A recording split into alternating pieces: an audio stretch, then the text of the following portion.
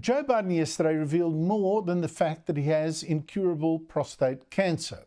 The former American president exposed to the world, even more clearly, a shocking cover-up by the White House, aided and abetted by the media left.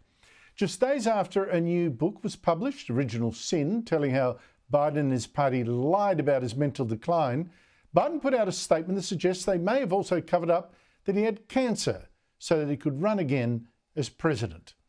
The statement said Biden had just got a new medical finding of prostate cancer, very advanced with a Gleason score of 9 out of 10, with metastasis to the bone, very aggressive, although it could be managed, not cured, with hormones. But wait, just found out last week. Doctors are astonished that a president would go through extensive annual health tests and never have a cancer like that picked up years before it spread. It's very unlikely that someone could get annual checkups and not notice he was a former president. He had intensive, state-of-the-art care. It's very unusual to hear that someone has prostate cancer where they're annually being followed up. And the fact that we just find it at a Gleason 9 is just pretty much unheard of. In Australia, the same astonishment from experts. Jeremy Grummett, who's Director of Urology at the Alfred Health, said, "We don't know at this stage whether he's been getting PSA testing, that's testing of blood for signs of cancer. I'd be surprised if he hadn't, though, as a former US president. So that's why it's a bit of a surprise that he's got metastatic disease." And all that makes this comment by Biden 3 years ago look even more significant. A claim that he'd got cancer from the oil industry pollution in his hometown. You had to put on your windshield wipers to get literally the oil slick off the window. That's why I and so damn many other people I grew up have cancer. Back then, the White House said, whoops, misspoke. Biden meant that he'd got skin cancers, but, oil causes skin cancers. Whatever, the White House kept issuing cheery health reports claiming Biden was as fit as a fiddle for a man his age, with no neurological problems either. In fact, in the past week, we've had stunning new evidence of just how bad that lying was. Now, it's true that 3 years ago it was really becoming clear that to those of us with eyes to see, you heard on this show, that Biden was getting foggy and forgetful, but the White House kept Biden hidden from the media, and any suggestion that he had dementia or anything like that was savaged by his media mates. He is sharp, intensely probing, and detail-oriented. The flip side of this coin is that he has a tremendous amount of wisdom and experience. Have you heard any concerns from anyone who has met with President Biden about him seeming a little slower? No. More wild speculation from a bunch of people who have probably never been in a room with Joe Biden and certainly don't have medical degrees that I'm aware of. But 2 years ago, disaster. Biden had to give evidence on oath to a special counsel, Robert Hur, about why classified files had turned up in his home garage.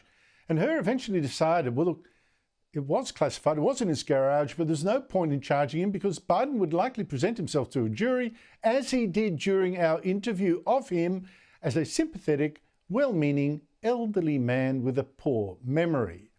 Now, the Democrat Party and the media were outraged by this damaging stuff from Hur, and Hur was accused of a sleazy assault on Biden, accusing the media of misleading the country on Biden's memory. But very tellingly, the White House refused to release those tapes of Biden's interview with Hur.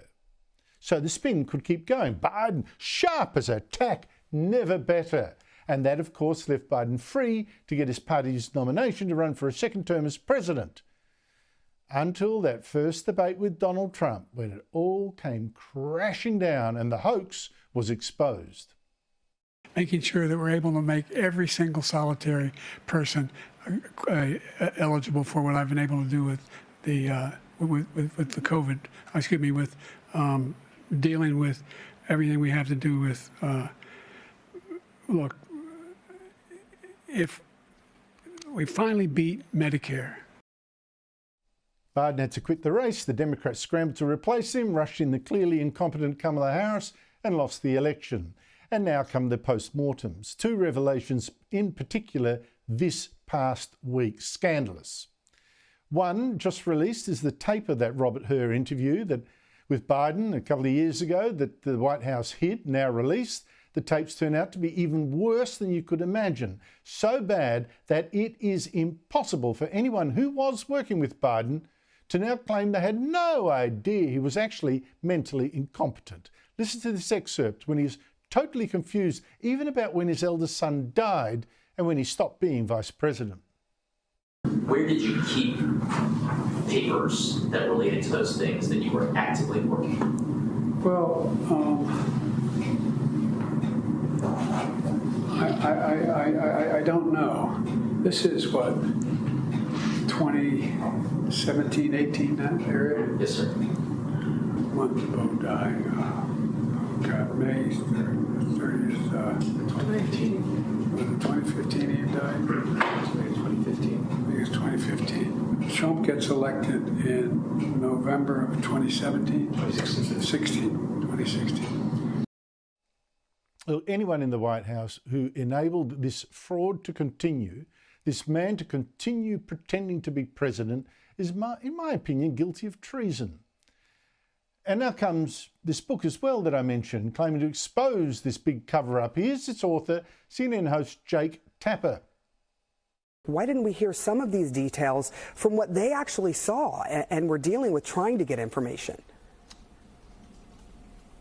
Well, Alex Thompson and I were on the case, as were lots of other reporters, trying to figure out what was going on behind the scenes. But the bottom line is the White House was lying, not only to the press, not only to the public, but they were lying to members of their own cabinet. They were lying to White House staffers. Now, that's actually a cop-out. You've got to ask, why was the media so easily fooled, or most of it? I mean, we had a story here for you. Or why was it actually actively lying about Biden? Now, that's same Jake Tapper you just saw there. In fact, now exposing it, he was actually part of it. He was as vicious as anyone when Biden was actually president at shooting down people suggesting Biden was mentally losing it. Every time he comes on stage or they turn to him, I'm like, Joe, can you get it out? Let's get the words out, Joe. You kind of feel bad for him. How do you think it makes little kids with stutters feel when they see you make a comment like that? I think what we see on stage with Joe Biden, Jake, is very clearly a cognitive decline. Okay. That's what I'm referring to. It makes me uncomfortable. You have no. I can't. That's so amazing. It's so amazing to me that try and figure out an answer. A cognitive decline. Well, you're trying to tell me that what I was suggesting was. I think that you were mocking his stutter. Yeah, I think you were mocking his stutter, and I think you have absolutely no standing to diagnose somebody's cognitive decline. I'll just add, there is a message here for the media that right now is arguing just as blindly, this is the media on the right, that everything Donald Trump does is perfect. Genius move. And you are deranged if you don't see it too. You know, Ukraine going perfectly, Tariff 4 perfect. But the lying over Biden, I mean, that is something else again. That has been incredible. And boys are backfired. Look at the Democrats now. How they have trashed trust in themselves, trashed trust in America's institutions, trashed trust in the media itself, and how they, more than anyone, got Donald Trump elected with their lies.